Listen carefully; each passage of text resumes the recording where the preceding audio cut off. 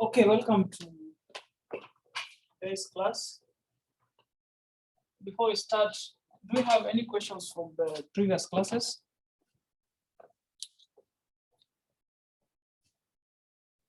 Any area that needs to be explained more before we talk about roots today?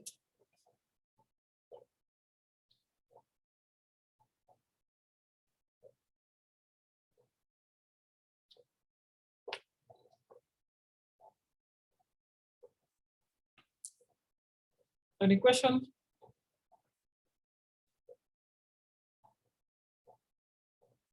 Could we go over the what we did last in the class on Monday, which was like the mixture of when you're doing all the exponents, like you did, like instead of doing individual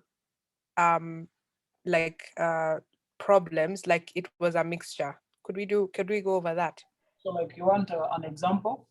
Yes, an example. Good. So for example, simplify maybe 2x, y, and multiply by 3, x, z squared, y over 5, all these raised to the power 4. Maybe we look at two examples. An example, let's have some fractions. So maybe now x divided by y raised to the 4 times maybe 6. So you can see. X. Sir, voice so. Sorry? No. The board is blurry. Oh, this is blurry. I can't see.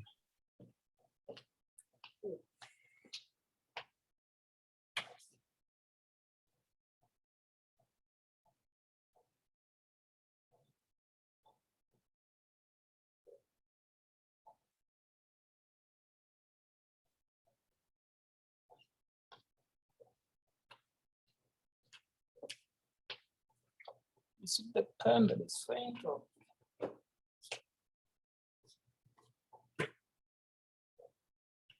Just a minute, let me call the. Okay. And then lastly, we have y to the 5. This is y to the 5. All this raised to the 4. And then now, for these last two terms, z squared and y to the 5 raised to the 4, we will need the law that if you take a power and raise it to another power, it's like multiplying the exponents, okay? So here we have 2x y cubed. What is 3 to the 4? Well, that should be 81. And then we have x to the 4. Z squared to the 4, we will use this rule. So we just multiply the exponents. That should give us z to the 8. And then y to the 5 raised to 4, just multiply the exponents. 4 times 5, that is 20. And then Excuse now, me, sir. Excuse me. go ahead. Yes, 3 to the power 4, 81. Could you explain that over? Yes, 3 raised to the 4 is 81. 3 raised to the 4 is simply 3 multiplied by itself 4 times. So we will compute 3 times 3 times 3 times 3. 3 times 3 is 9. 3 times 3 is 9. So 3 raised to the 4 is going to be 9 times 9. 9 times 9 would give you 81. Okay? Yeah. Now at this stage, just combine the, so look for exponents that have, bases that have different exponents and combine them using the law that the product of two terms, same base, different exponents, you just add the exponents. So we will have first 2 times 81, that is 162. And then I have x, So this x is the same as x power 1. And then to this end I have, so let me just write x to the 1 and x to the 4. I'm just writing them adjacent to each other, the same guys with different exponents, y to the 20, and then lastly, z to the 8. Then I need to combine this, the x's and the y's using this law. If I'm taking a product of two exponents, I just add the powers. So this should give me 162 times x to the 5, where 5 is 1 plus 4, and then this times y, or 23, where 23 is 3 plus 20, and then lastly, times z to the 8. So this is an example of a question that required you to use the power, taking an exponent of powers, and then raising a power to another power, and also addition of powers. So when you're multiplying exponents with different indices, you just add those powers, okay? Where did we get 162? Sorry? Where did we get 162? 162 is 2 times 81. It's this 2 and there is 81. Thanks. Why are you multiplying them? Why am I multiplying them? Yeah. Because they are numbers. This is just, remember there's this bracket here. So I'm supposed to multiply what is outside by what is inside. So the 81 came from inside this bracket. Then the 2 is outside. So I'm multiplying everything outside by what is inside. Next to this, next to each of these, in between each of these terms, there's a silent multiplication symbol. Okay.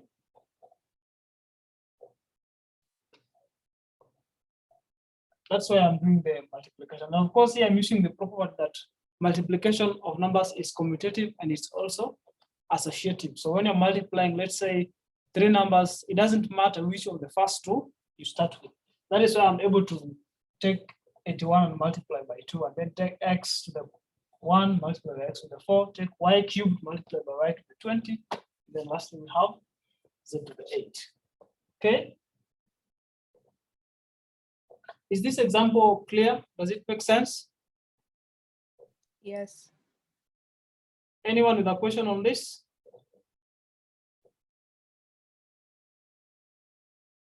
Okay, second example.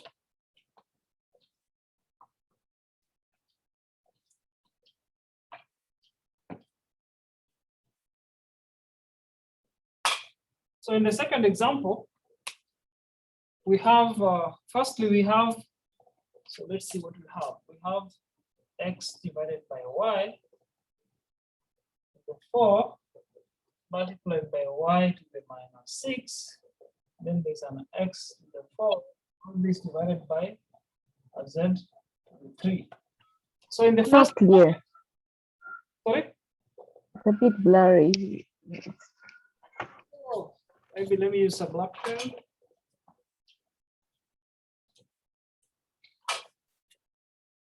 We have an x divided by y, therefore, how about now?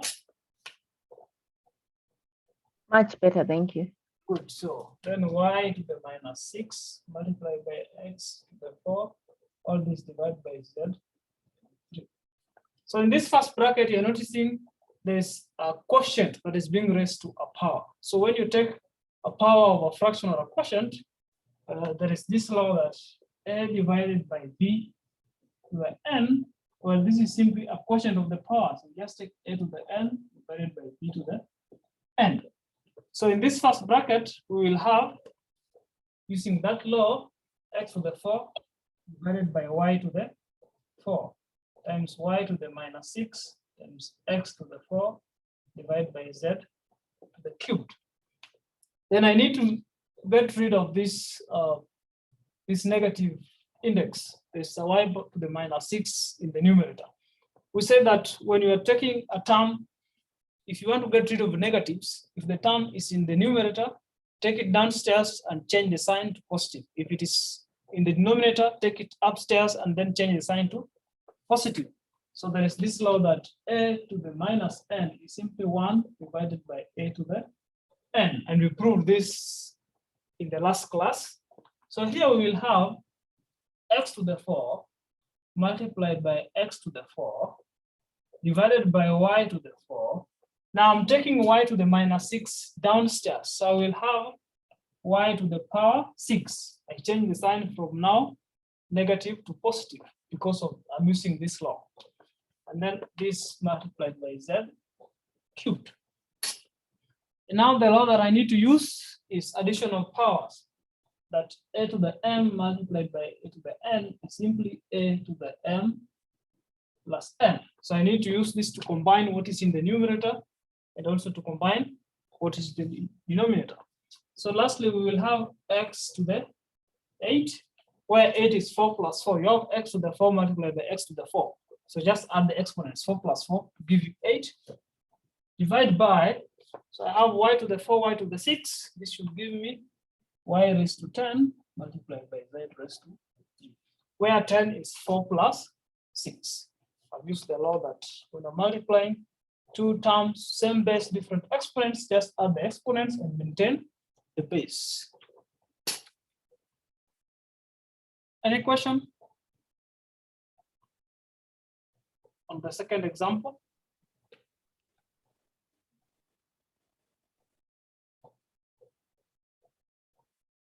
Question, comments?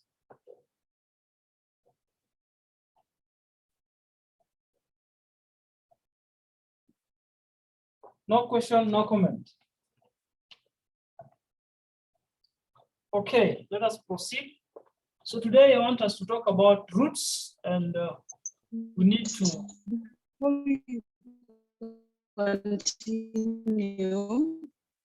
Sorry? Excuse me, yes. I was asking, I wanted you to clarify when we add the powers and when we multiply the powers. For example, when we say a to the power of m plus n, and when we should say a to the power of m times n.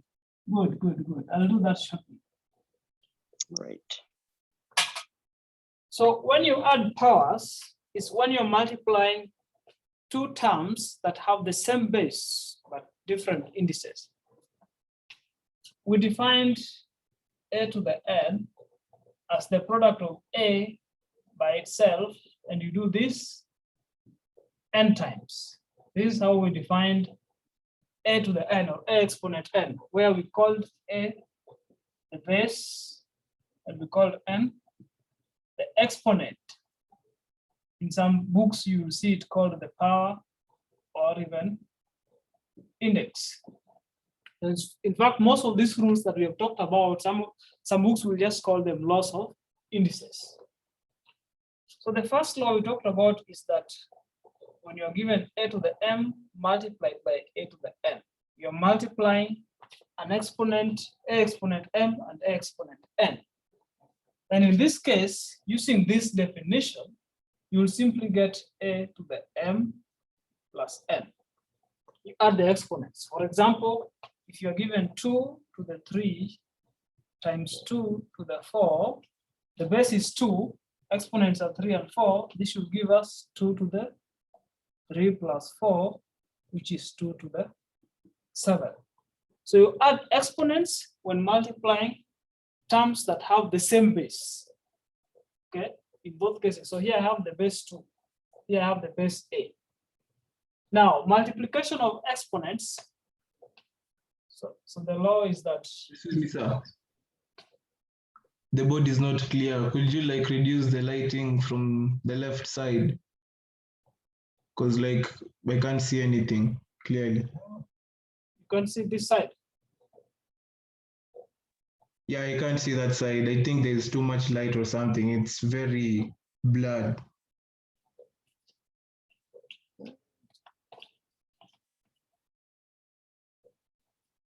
How about now? There's no difference.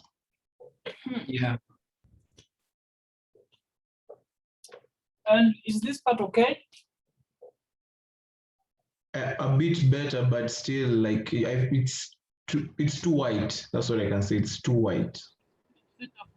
Because I've switched off all the lights and I've made the room as dim as possible. Then I don't know.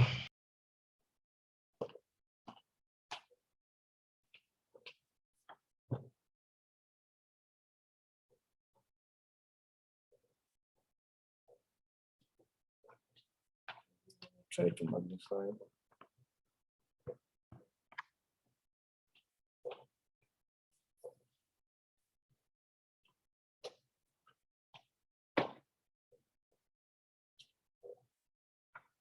Does it look better if I magnify? I'll try to magnify. Yeah, we can try that, I think.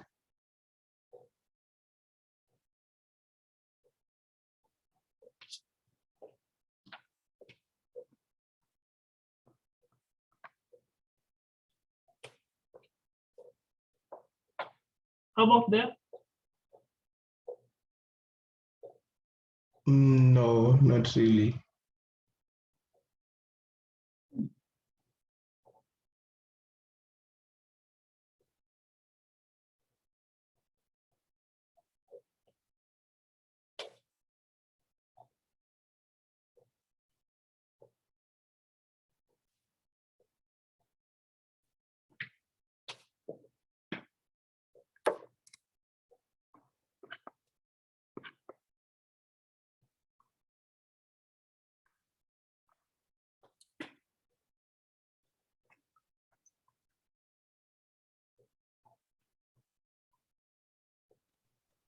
Okay.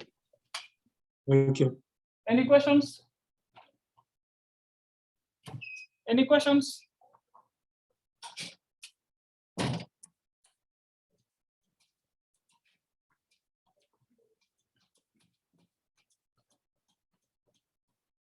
So today I want to talk to you about roots.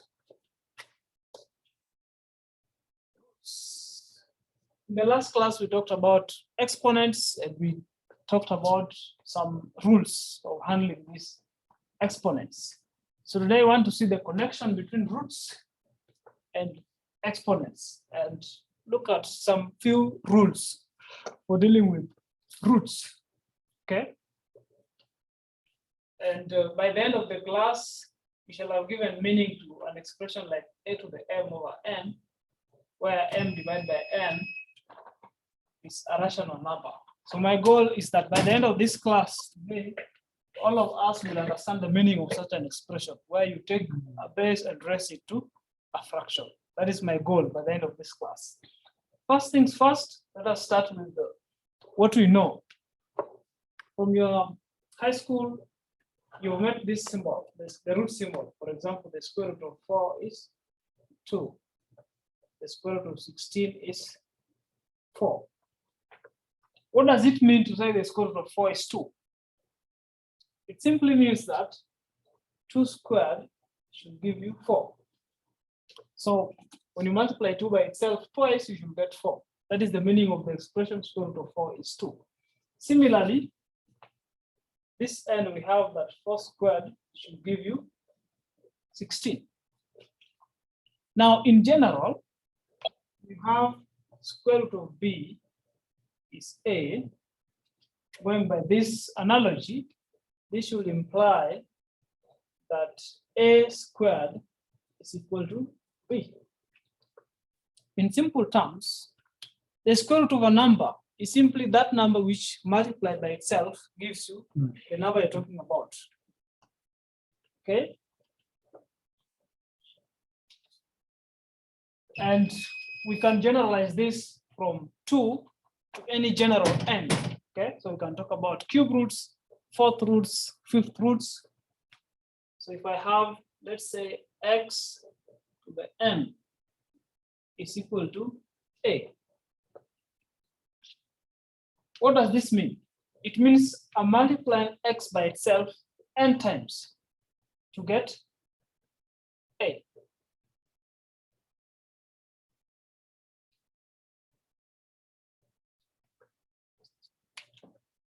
If I generalize this, this should mean that x is the nth root of a.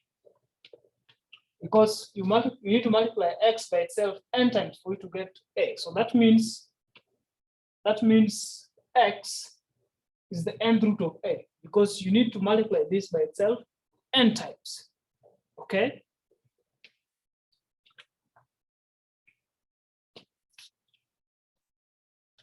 We have talked about this law of powers, that a to the m raised to n is simply a to the mn, and I've just given a proof the previous writing that I had here. Suppose you had m as a fraction, okay? Suppose m is, let's say, 1 divided by n. Okay, using this law, suppose m is 1 divided by n, then what do we have?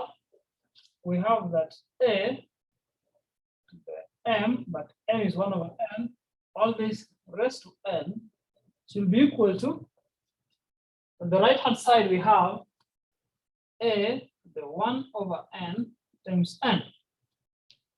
What is 1 over n times n? 1. 1 over n times n is 1.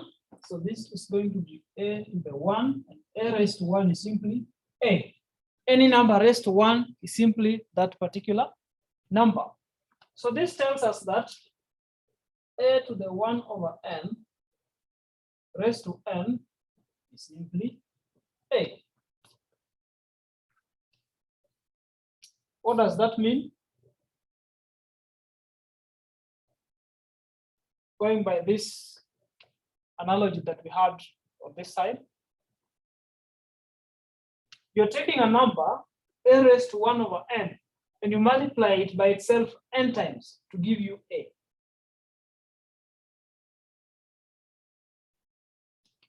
From this, we can see the connection between exponents and roots. So let's say let x be a to the 1 over n, from what we have here.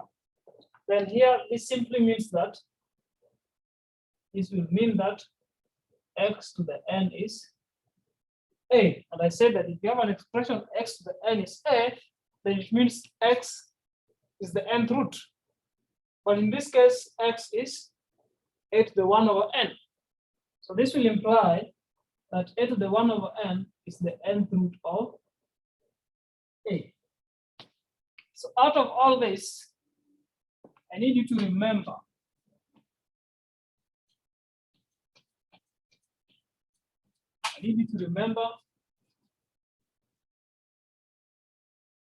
that the expression a to the 1 over n is simply the nth root of a. I will give you examples, but first, you're aware of this symbol. This symbol is usually called radical symbol. And then what is under this symbol is called radicand.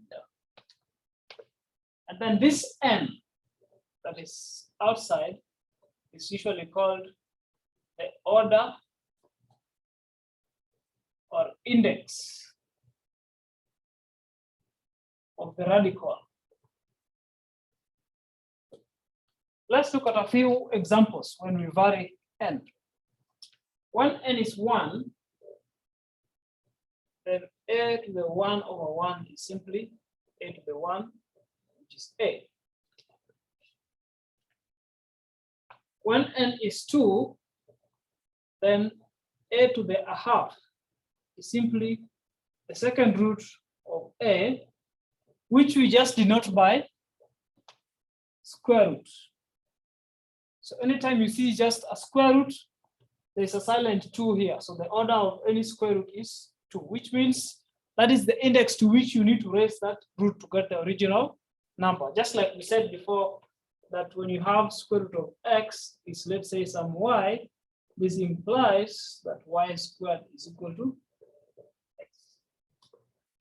That if you have square root of 25 is equal to 5, this implies that 5 squared is equal to 25. So it is this exponent that we are calling the order of the radical. What is under the symbol is called the radicand. We can generalize this to have values of n.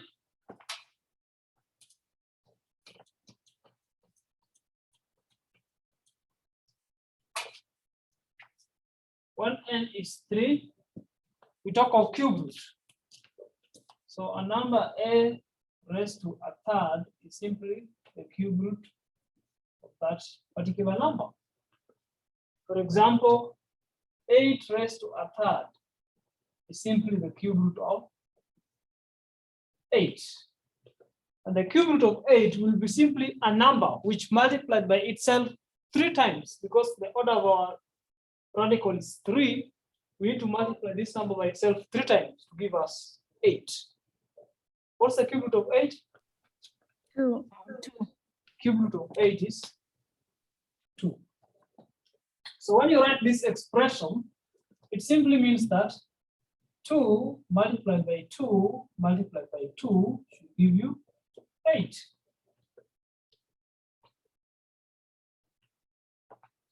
Suppose n is 4.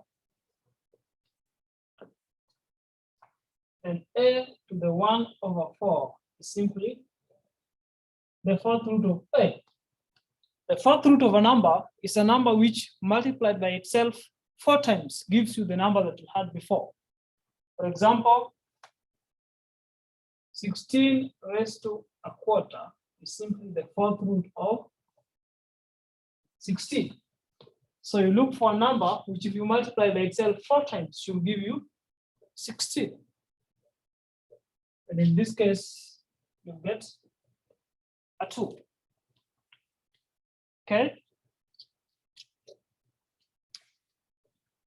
Now that we have a general definition of a root in terms of an exponent. So a exponent 1 over n is the same as the nth root of a.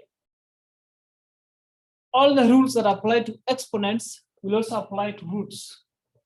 Once you understand this connection, that when you take the exponent to be an inverse of an integer, then it is just that integer root of the base to which you are raising the exponent. Let us discuss some few rules that work with roots, and we will give a connection between the rule in the when you're working with roots and when you're working with exponents. And I'll give you examples.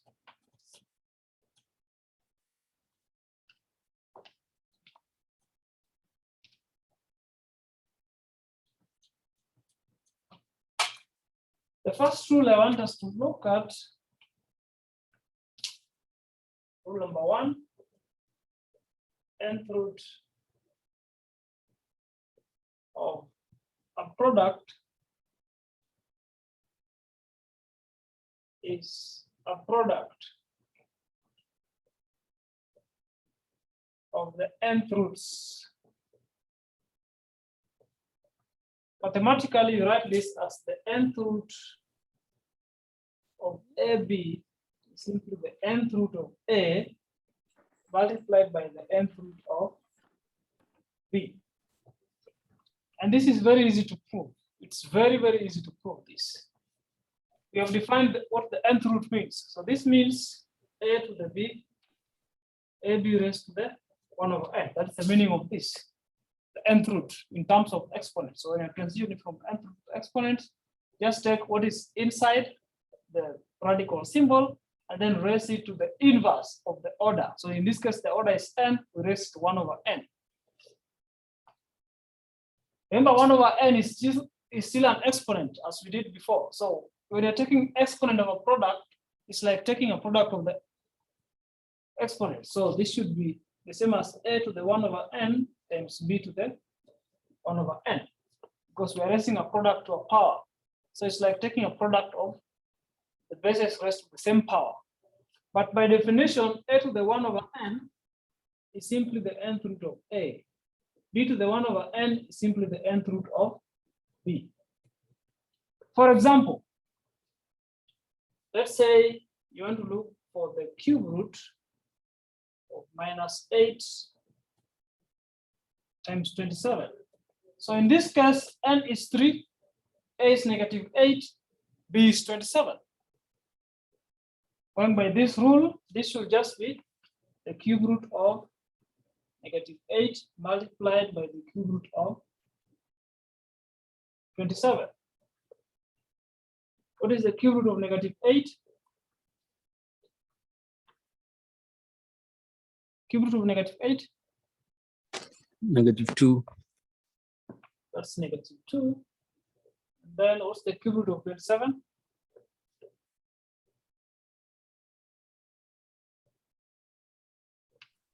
Three. Should be 3, because if you multiply 3 by itself 3 times should give 27. So in this case, you have -6, which is -2 times -3. What if you multiply directly? Sorry? What if you multiply the numbers? Yes, First. multiply the numbers directly, you will still get, but this is supposed to save your, this is supposed to save, if you're doing this in a program, this is supposed to save your computer memory, because the space you will need to store the product 8 times 27, okay, it's much bigger compared to the space you need to store it written as -2 times 3, because here I only need to store 3 digits, okay, but of course 8 times 27 is going to be bigger, and then taking the cube root. The essence of this topic, indices and roots, roots and exponents, or indices and roots, it's simply to simplify your work, to allow you to represent very small numbers using this, consuming the smallest possible part of the computer memory, and also to represent very tiny or small numbers, also using the smallest possible part of the computer memory. That is all we are trying to do here. Okay. And also to help you understand some scales that I talked of last time, the Richter scale for measuring magnitude of earthquakes, where you find the amplitude of the earthquake and then you take the logarithm of that. Or if you are concerned about the pH, so the amount of hydrogen ions present in some aqueous solution, okay, to detect whether it is acidic or basic or alkaline or neutral, depending on the value on the scale. Maybe another example, suppose you want the square root of, let's say 4 by 16. When by this rule, this should be square root of 4 times square root of 16. So I don't have to multiply 4 by 16. I can just compute square root of 4, compute square root of 16, because it's simpler to do. Square root of 4 is 2, square root of 16 is 4. So this should give me 8. That is the first rule about dealing with the roots, that the nth root of a product is simply a product of the nth roots. And you can always generalize this to any number of products. These products could be 20, they could be a million. The idea is the same. The second rule, unless there's a question on this. Is there any question on this? First rule for roots? No. No question. No question. The second rule is that the nth root of a quotient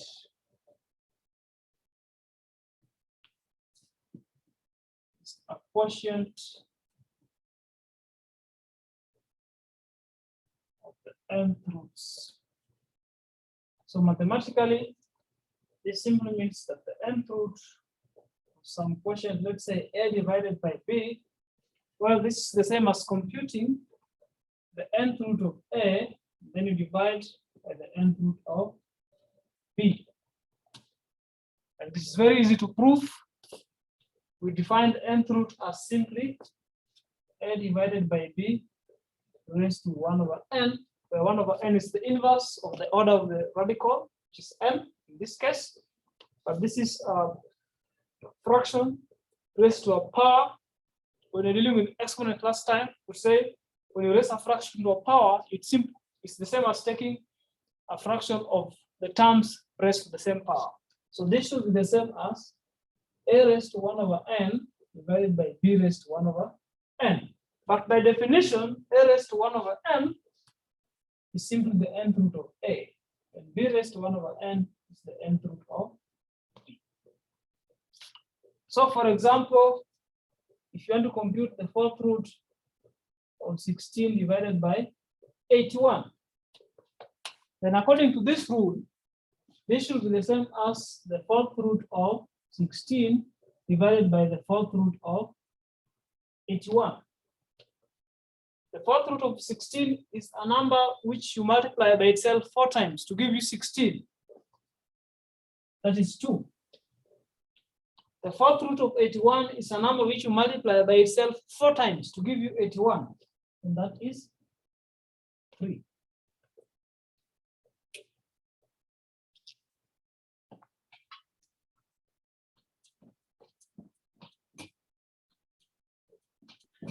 Sir, could you please read the definition? I can't see it clearly. This, I've said the nth root of a quotient is a quotient of the nth roots. So in other words, if you are finding the nth root of a fraction, it's the same as taking a fraction of the nth roots of the terms that you are dealing with. So for example, if you want the nth root of A divided by B, this is the same as the nth root of A divided by the nth root of B.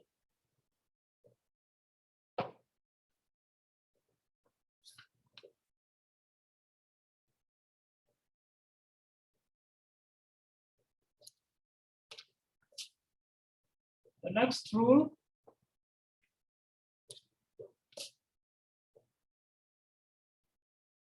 the nth root of the nth root is the nth root. So mathematically, this simply means that if you're finding the nth root of the nth root of some number A, this is the same as computing the nth root of the same number A.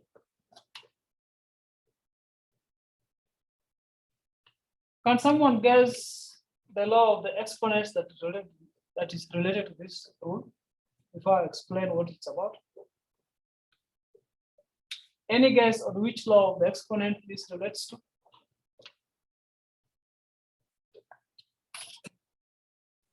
I think raising a power with another power. Yes, very good. Raising a power to another power. Okay. So firstly, by definition, taking the nth root is like taking what is under the root and raising it to the inverse of the order of the index. So first, we will take what is under the root. So we need to take the nth root of A, raise this to 1 over m. That is the definition. We can apply the same definition to what is inside. This simply means what is inside is A raised to 1 over n, everything raised to 1 over m. Now we have transitioned from the radical symbol that we had with the orders m and n now to an exponent notation where we have the base A, the first exponent is 1 over m, second exponent 1 over m, and in this case you are raising a power to another power.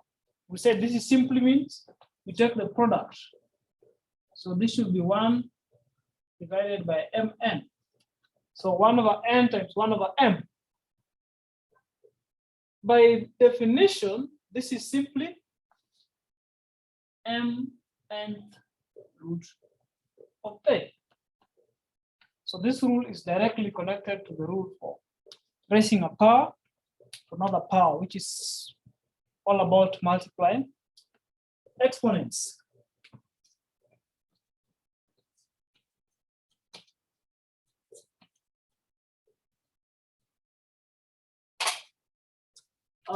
For example, you have the square root of the cube root of 729. So the first order is 2, the second order is 3. Remember, I said if you have this radical symbol with no order, automatically the order is 2, it's square root. So this should be the same as the 6th root of 729, where 6 is 2 times 3. 3 is the order of this cube root, 2 is the order of square root. So 2 times 3, this should give us 6th root. Let's see, what will this give us? 3. That should be 3. So if you multiply 3 by itself 6 times, if you multiply 3 by itself 6 times, it should give you 729. Any question?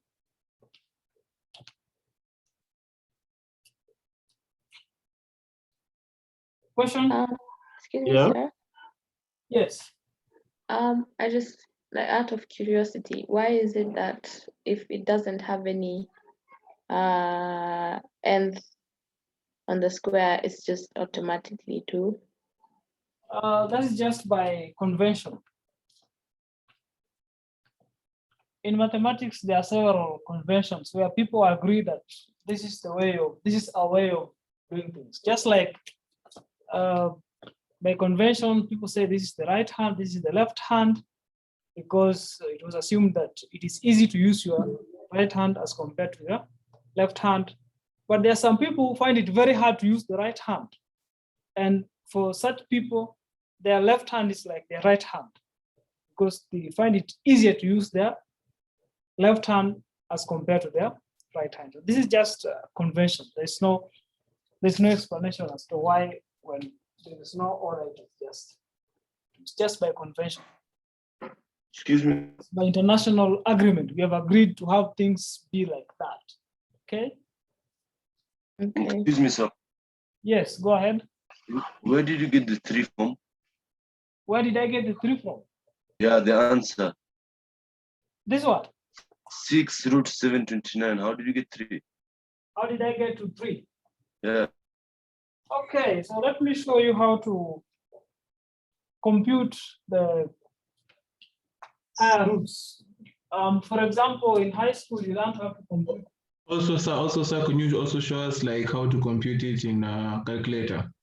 In calculation.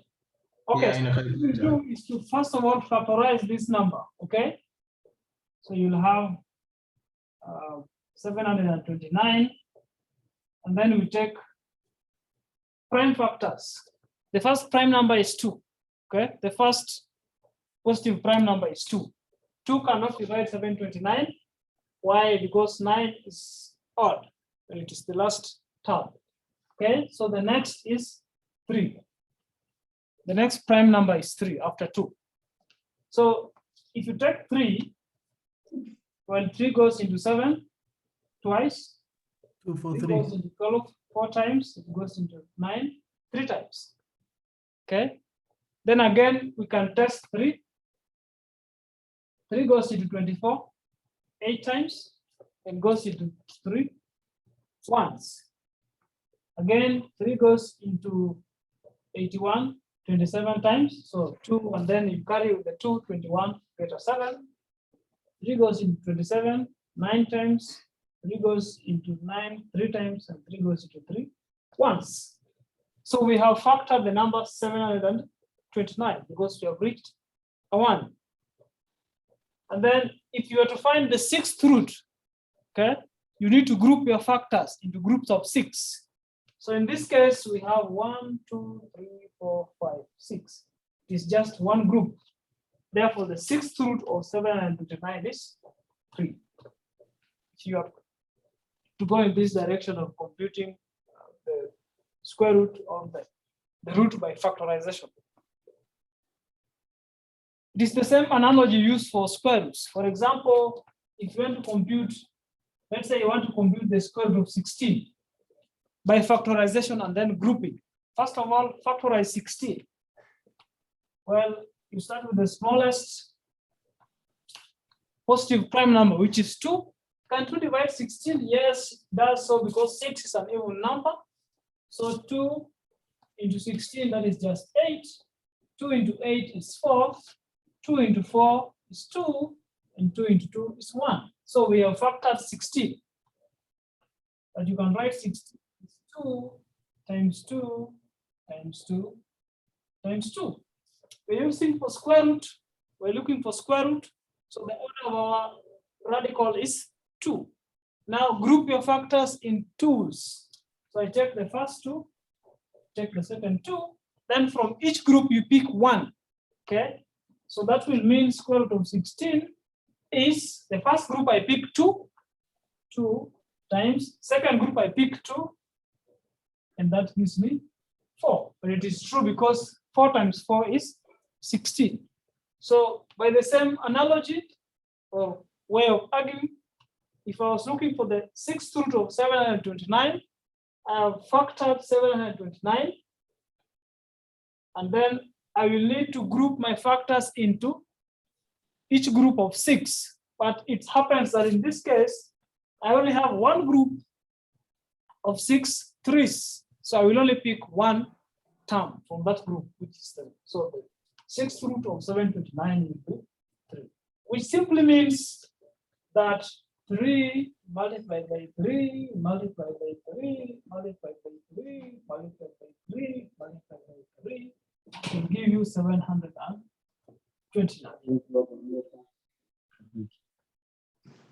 Is it clear now? Excuse me, sir. Go ahead. Excuse me. Yes, go ahead. Yeah, could you go over the first part? The first part. Yes, yes. This one. Yes, yes. Yeah, this is the rule. Yes, that part. This part. That part. You mean this part? I said yes, that part. Good, good, good. So yes, this is the third rule when dealing with roots. And the rules say that when you're finding the mth root of the nth root of a number, that is the same as computing m times nth root of the same number.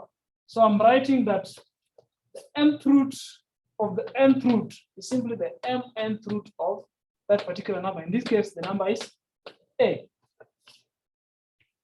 This rule, you find that it is connected to the rule we had for exponents, which tells you that when you're raising a term to you're raising an exponent to another exponent, it is the same as multiplying the exponent of the powers. So by definition, what we have out here, what we have inside, when you're finding the mth root, if you want to move from root to powers, remember we had that a to the 1 over n is the same as the nth root of a. So similarly, the mth root of what is inside is simply what we have inside raised to 1 over m. You raise it to the inverse of the order. But then what we have inside also is the same as the term inside under the root a raised to 1 over the order, which is n. So this radical symbol is the same as having the exponent a power 1 over n raised to 1 over m. But now here we have a power. So the first is a power of 1 over n. You're raising it to a power of 1 over m. When you use the rule that a raised to m, all this raised to n is the same as a raised to m times n. In this case, I will have 1 over n times 1 over m, giving me 1 over m times n. But by definition, if I'm raising something to an inverse of the order, it's like taking the nth root of that number where n is the order. So in this case, the order is mn, so it's the same as taking the mnth root of a. And I gave an example, the square root of the cube root of 729. Square root has an order 2, because when you're looking for square root, you're looking for a number which you multiply by itself twice to give you that particular number. So there's a silent 2 here. This is the same as computing the 6th root. 6 comes from 2 times 3, where 2 is the order of the square root, 3 is the order of the cube root. So 2 times 3, and then what we have is 729. And we have shown how to compute the 6th root of 729 as 3. These same arguments can be applied to any other, for a general n, a general positive n. You can apply this same argument. Just do a prime factorization and then group your prime factors into groups of, depending on n. So if you're looking for the nth root, you'll group them into group of n. Just like when you're doing square root, groups of 2s. When you're looking for cube root, groups of 3s. When you're looking for 4th roots, group of 4s. And then for 6th root, group of 6. Does that make it better?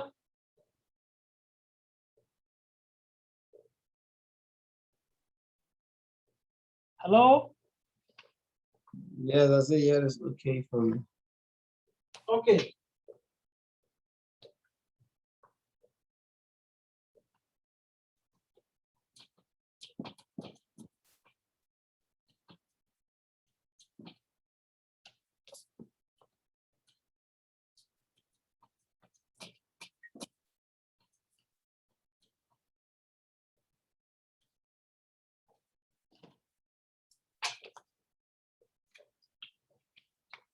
So for example, if you're asked to compute the 4th root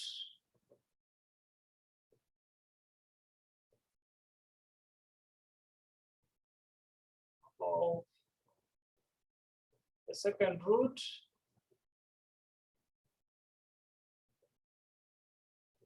of 64. How will you go about this?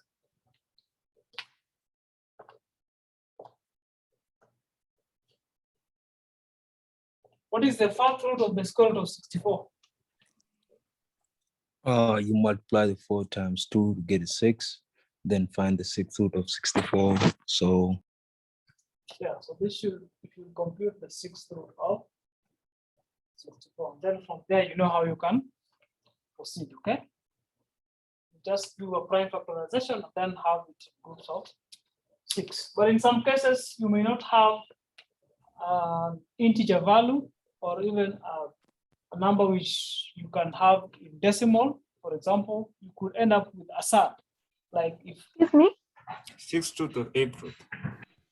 It should be 8. It's 8, not 6. Sorry? It's 8, not 6. Sorry? It's 8. There. It's 8, not 6. Yes, it is 8, which is 4 times 2. Sorry about that. It's 8. You need to multiply 8. Good, good, good. So you will need to compute the 8th root of 64. And I was saying that it is not mandatory that you find an integer value. You may not even be able to find a number which corresponds to the 8th root of 64. Okay? Remember when you're talking about irrational numbers, we said that the square root of all prime numbers are irrational. So you cannot have a decimal representation for square root of a prime number. Okay? At least you cannot find, it's a non-terminating decimal, okay?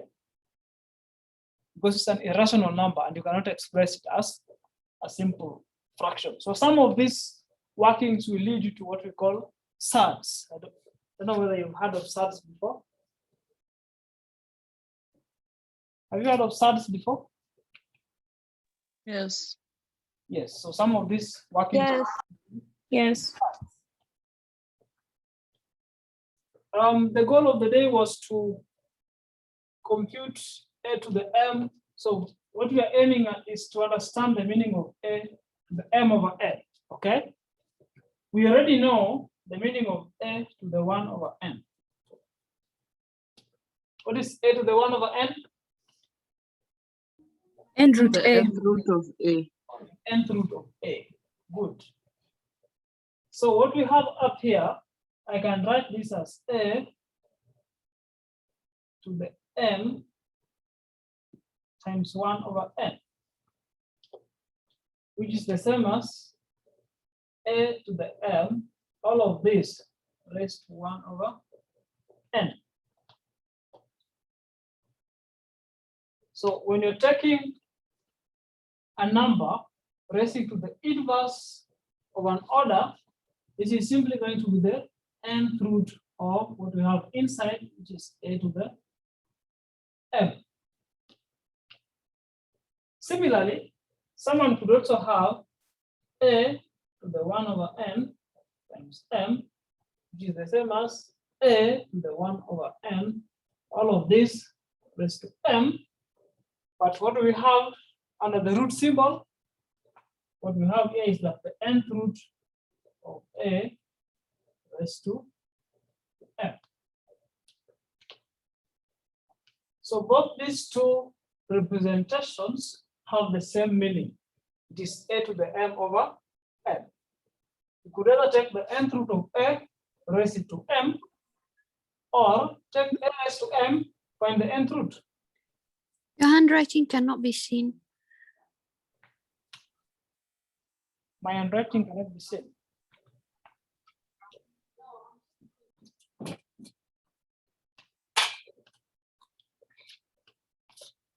Let me do it once more. So our aim was to understand the meaning of a to the m over n.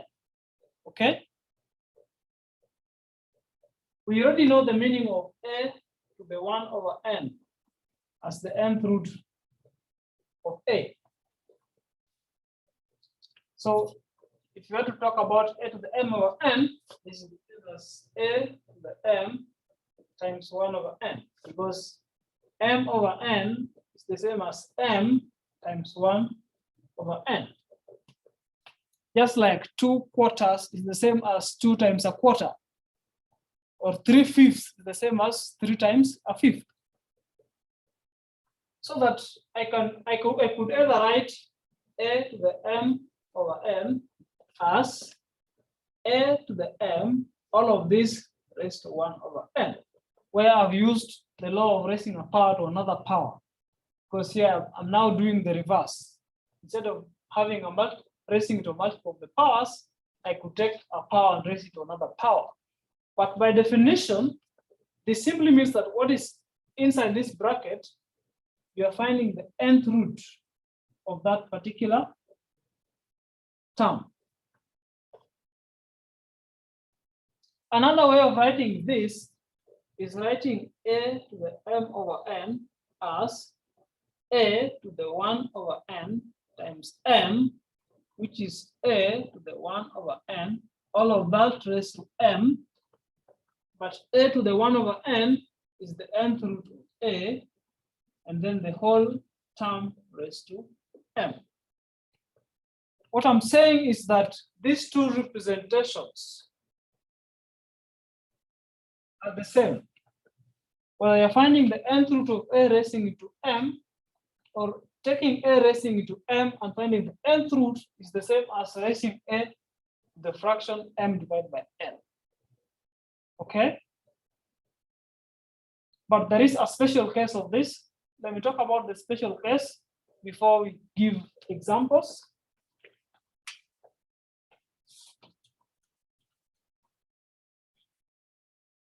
There's a special case of this representation, and the special case comes in when m is equal to n. When m is equal to n, what you have is a to the 1 over n raised to n.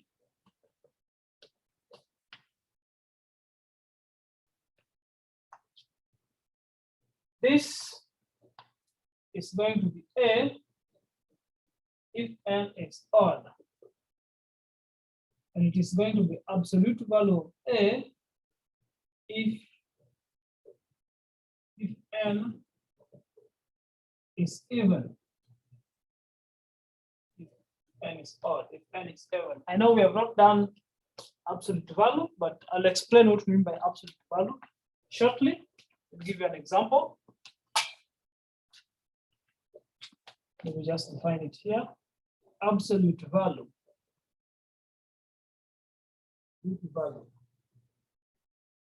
exactly the function. So by definition, the absolute value of a number x is defined piecewise. It is going to be x if x is non-negative, and it's going to be negative x if x is negative. The graph of this function is usually symmetric about the y-axis. So you normally have this kind of graph. This tells you it's an even function because it's symmetric about the y-axis. This is the x-axis. This is the y-axis. Another thing you can tell about this, it is never negative. So for example, let me give you examples of the absolute value. How to understand its definition. We're saying the absolute value of a number x will be that number x if x is non-negative. In other words, x is greater or equal to 0. And it will be negative x if x is less than 0. Suppose this is your number line. There is 0 at the center. All this goes to negative infinity. This goes to plus infinity. So the greater or equal to 0 is from this to the right-hand side. And then less than 0 is the unshaded part. So what the absolute value does is to take a number and then give you the positive part. So if it is negative, we simply take the positive part. We ignore the negative part. For example, absolute value of 4 is 4 because 4 is greater or equal to 0. Absolute value of 0 is 0. Absolute value of minus 3 is 3. Why? Because 3 is less than 0. So if it's less than 0, we compute negative x. And for this case, negative x will be negative 3 to give you 3. So the absolute value function always gives a positive output. That is what you need to remember. Absolute value function always gives a positive output. So if you're asked absolute value of minus 20, this should give you 20. Absolute value of minus 1, that should give you 1.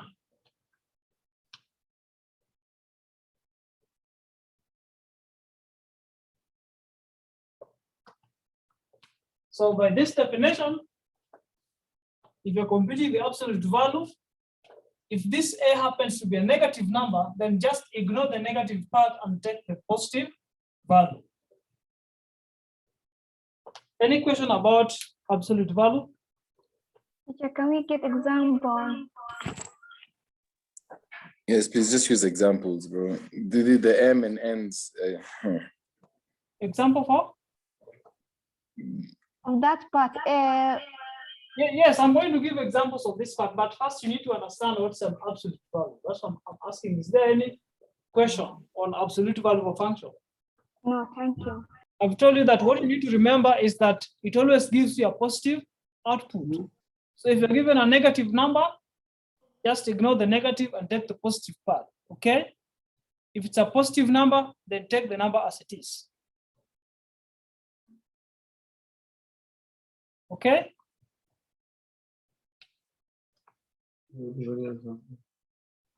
Did I lose you guys? Have I confused you? Yes. Yes. Why did I confuse you? With this definition? Yes. Okay. Let me go over it once more. Because we need to understand the meaning of this absolute value function for this rational power, because one of our So or put the definition in words or some easy form to understand. If I put the definition in words. Yes. Yes, it is in words. So a to the 1 over n raised to n is a. No, the absolute after that. The absolute. Okay, good. Absolute value.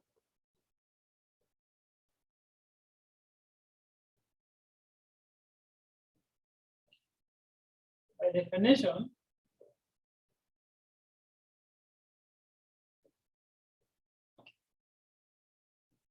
x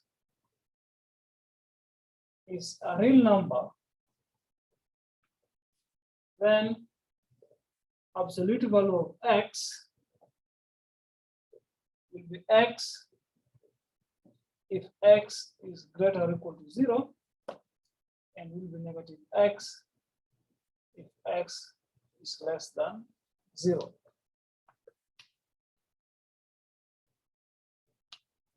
Example,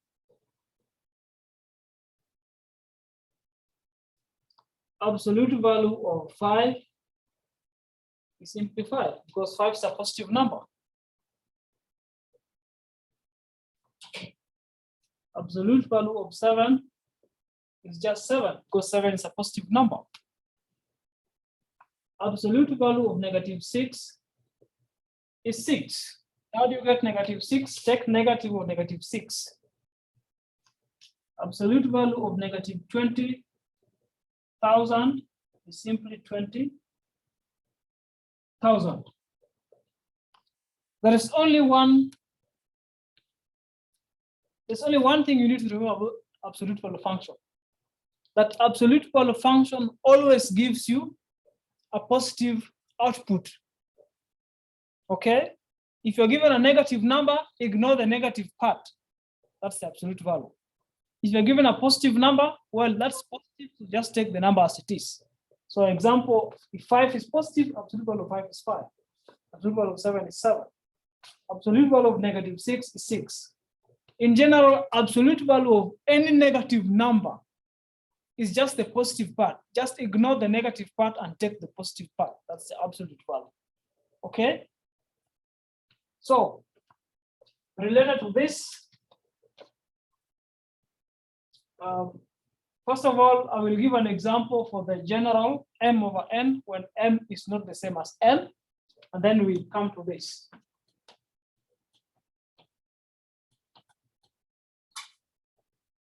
So for example, compute maybe 8 raised to 2 divided by 3. Examples, 8 raised to 2 over 3, maybe 32 raised to 4 over 5. And maybe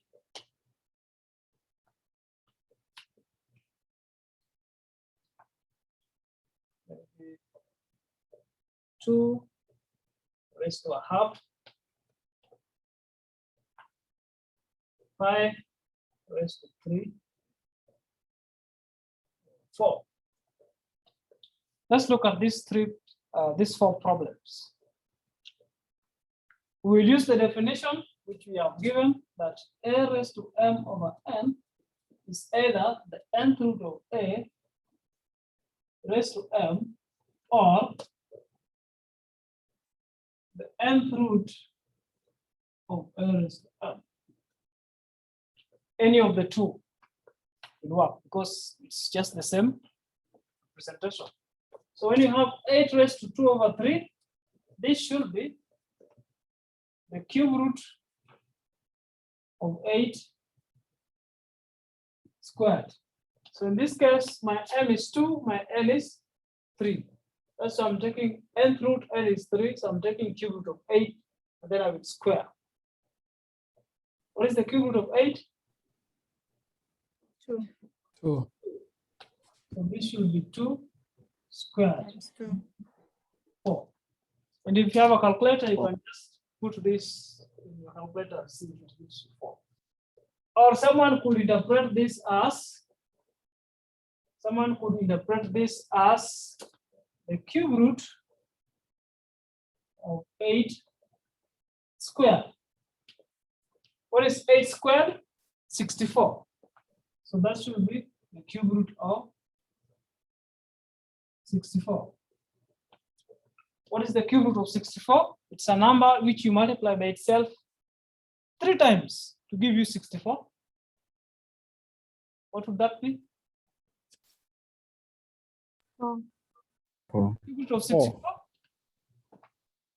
is 4. So you always get the same output. So just choose a definition that you're familiar with, or the one that looks nice to you, the one that you like, and then use it. Okay? Okay.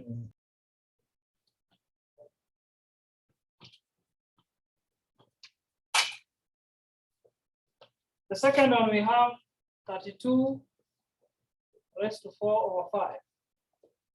So by definition, so here always remember that you're taking the denominator is the root, and then the numerator is the power.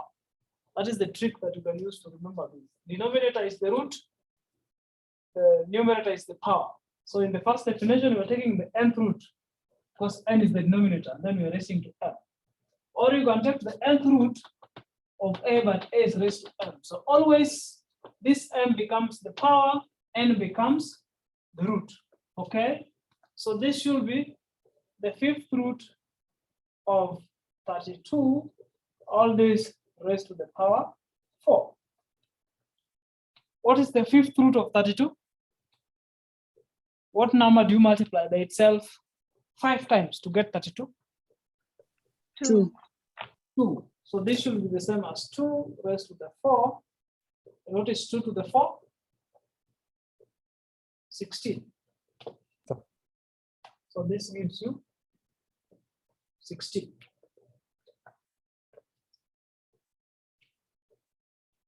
You could also do 32 raised to 4 and then take the fifth root. It will give you 16.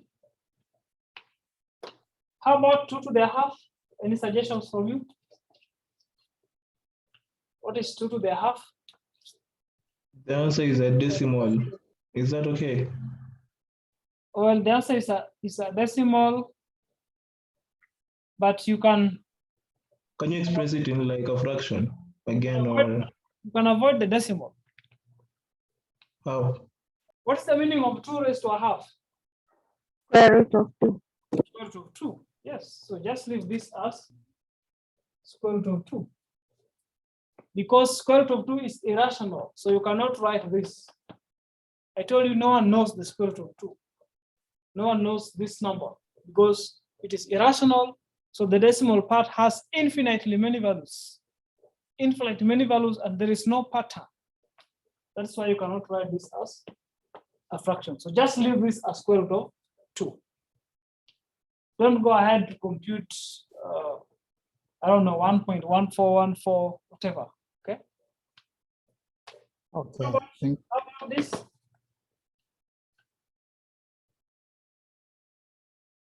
It's 5 to 3 over 4 to the power 3 over 4. Yes, I'm asking you, what is that? What's your interpretation of that? It's the fourth root of 5 to the power of 3. Yes, fourth root of 5 to the power 3. And now an example when m is equal to n. For example, what is the fourth root of -3 raised to the 4?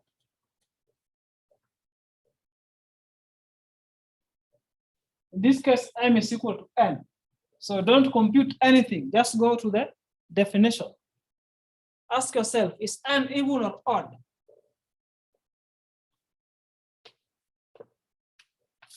And maybe I can give 2 examples.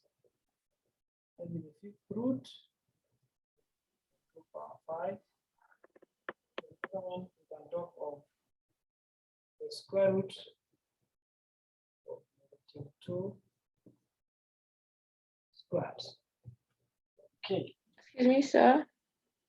Yes. For the fourth example, we just leave our answer as the fourth root of 5 to the power of 3. Or Yeah, is it possible to do the fourth root of? no, it's not. Yeah, just leave it as fourth root of 125. Your handwriting cannot be seen. Here. Yeah. Okay, I will write again.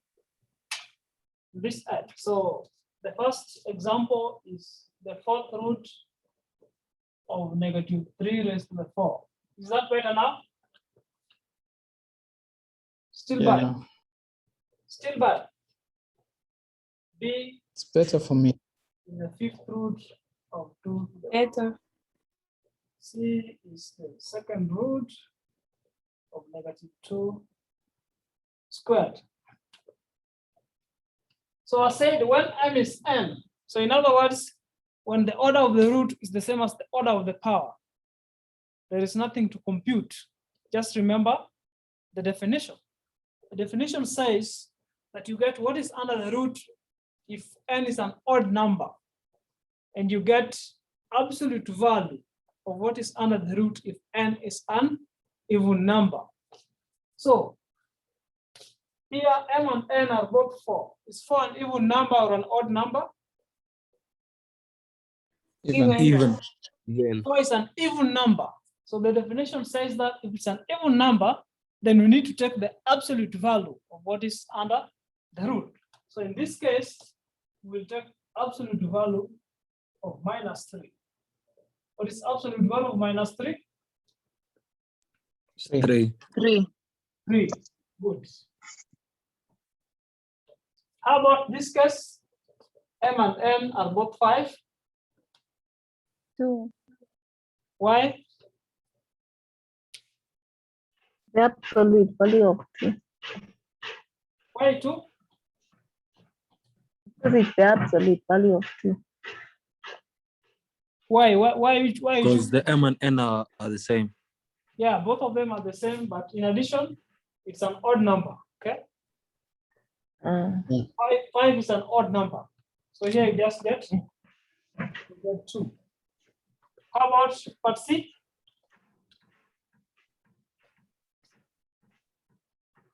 How about part C? Positive 2. It's 2 still. 2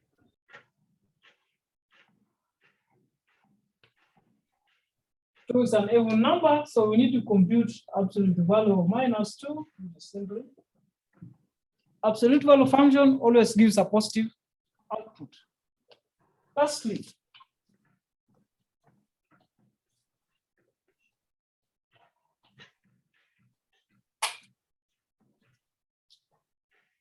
so there is this last bit on combining radicals. I will just give maybe two examples will be enough. So for example, when we asked to combine, let's say square root of 32 plus square root of 200. When we asked to combine square root of 2 cubed and square root of 5b. And lastly, you might be asked to compute the fourth root of maybe 81, then y squared x to the power 16.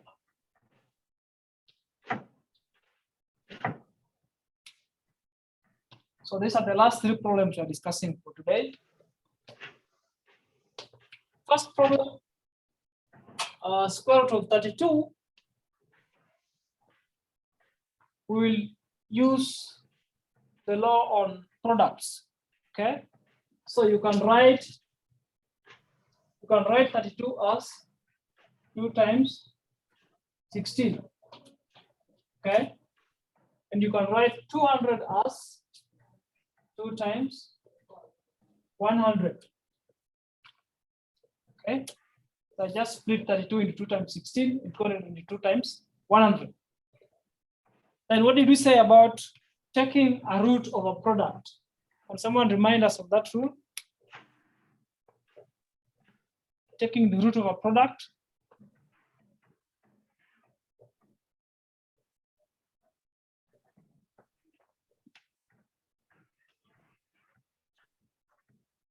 The product of the nth root.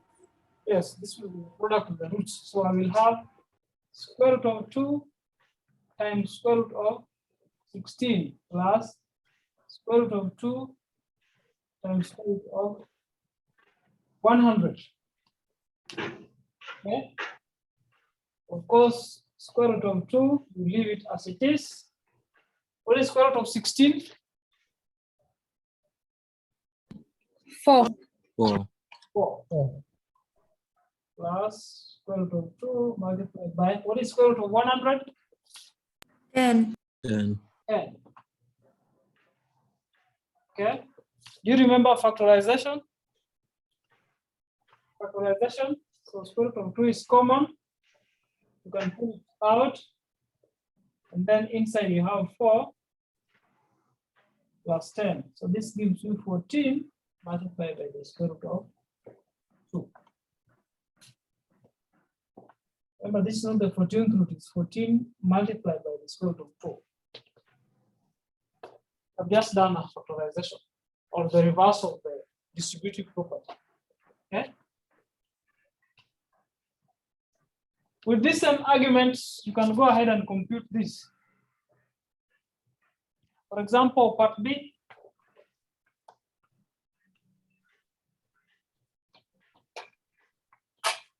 Part B, you will have, instead of B cubed, you can write B cubed as B times B squared minus 25B is the same as 25 times B. And then a root of a product is the same as a product of the roots. So here we have square root of B times square root of B squared minus square root of 25 times square root of B. What is square root of B squared? So in this case, n and n are the same and they're even. So we'll take absolute value of B. Okay. So we will have absolute value of B multiplied by square root of B minus square root of 25 is just 5 multiplied by square root of B. And then you can factor square root of B because it's common and end up with absolute value of B minus 5. All these B.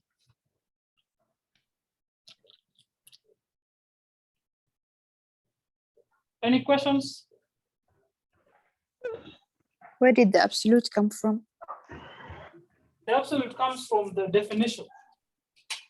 There's this definition I gave you that if you're looking for the a raised to the 1 over n raised to n, which is simply nth root a raised to n, this should be a if n is an odd number and it is absolute value of a if n is an even number. So here you're computing square root, and remember square root, the order of a square root is 2. So there's a silent 2 there. You are in this scenario where your n is 2. 2 is an even number. So the square root of what is under the root squared is going to be the absolute value of what is under the root, going by this definition.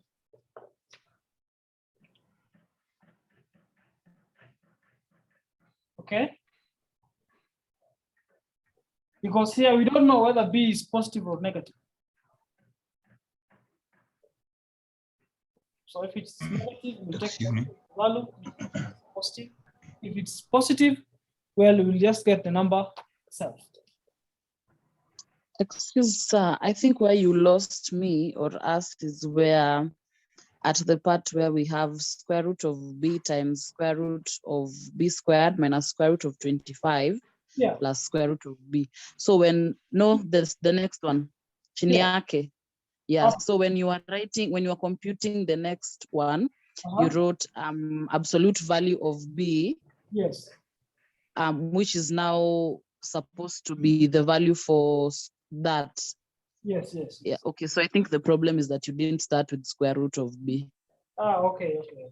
Sorry about that. Yeah, so when we're trying to look at it, we don't understand how which value changed into so what. this comes from the second part. Huh? Okay. And then this is that. Any questions? Right. Excuse me. Please Excuse go me. on. So if you have 8 root 64 and in 64, if you find the factors of 64, you get 6 of them. You're saying you have 6 of them, huh? Yeah, if you get the factor of 64, you get only 6. So how do you like write the answer of such a thing? Yeah, so it simply means you will get some radical. It's going to be some irrational number. So just leave it the way it is. Just leave it as 8. All right, so Because I know 64 is going to be 2 to the power 6. Okay. Well, you could say 8th root of 2 to the power of 6, and then this becomes 2 to the power of 6. 8 is the same as 2 to the power of 3/4. So in other words, the 8th root of 64 will be the same as the 4th root of 2 cubed, which will be the 4th root of 8. So these two numbers are the same. 8th root of 64 and the 4th root of 8. Those numbers are the same, but it's some irrational number. Any more questions, comments, suggestions? Excuse me, sir. Concerns? Excuse me. Go ahead. That down where you've written the answer to the question, they're down. Yeah. Must that bracket be there? This bracket? No. There, the answer. Which one? This one? No, the front. Here. Yeah. Yes, because I have factored this guy out. I have factored this guy out, so there must be a bracket, which means what is outside the bracket multiplies everything that is inside. I've just done a factorization. Oh, sorry. Okay. Good. What if you leave it there from just B, and you find like the leave it here, like, but not like finding the absolute value of that B. So you just write like B, and then square root of B minus 5 square root of B. Well, you can do that if you are sure. If you're sure that B is a positive number, then you know the absolute value of a positive number is just the number itself. Yeah. You can get rid of this absolute value if you are told that B is a positive number. But if you have no information, whether it is positive or negative, you must put the absolute value in case you're dealing with an even order, an even exponent. Does it make sense? So you can get rid of the absolute value as long as you're sure B is positive. But if you are not told whether it is positive or negative, you're just told B is a real number, B is an integer, is a rational number, and you don't know whether it is positive or negative. As long as this is an even number, where you're taking the nth root of the nth power, you must put this absolute value sign. Any more questions? Okay, I sent an email about the exam timetable. We'll have our exam on 21st of June. That will be a Monday between 11 and 12:40. I already told you that the question has 3 parts. There's the first part with true and false, where you don't need to justify. Then there is a second part and a third part. It will only cover up to the 5th topic. So go and read about sets and set operations, read about polynomials, read about factorization, read about rational expressions, read about polynomials, and linear equations in one unknown. There'll be no question on exponents and roots. Okay. Just go through the class notes that I put on Blackboard, review the videos. If there are some questions you'd like to ask, send me an email and I'll always be free to discuss with you. Sir, I don't receive any email. Yes, there are 4 students. I actually put your names on the chat. There is Yusuf, Father, Amanda, and Maviri. There's a problem with your emails, and I've asked you to liaise with the ICT department so that you have a correct email address on the course list. I normally send emails from Blackboard to the whole class. And I've realized that for students, they don't receive the emails because I get feedback that these students did not receive your email. So Fatah, Yusuf. I didn't get one as well. Mafiri. What's your name? Najma. Najma. Yeah. Your full name? Najma Nur. Really? Maybe Yeah. it's not on the list. Go ask the ICT to include your name in the course, your email in the course list, the correct email. I didn't get But I have the either. correct. So are we going to need to use webcam for the exam?